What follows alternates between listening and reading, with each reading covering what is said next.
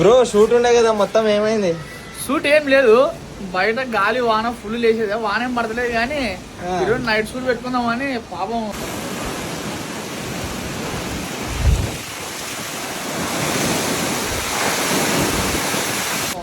పిల్లలు ఇంటికా లవర్స్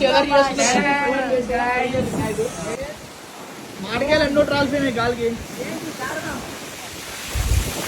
మాడికాయ మొత్తం మళ్ళా ఇన్ని దినాలు కాపాడుకున్నాం బ్రో వీటిని.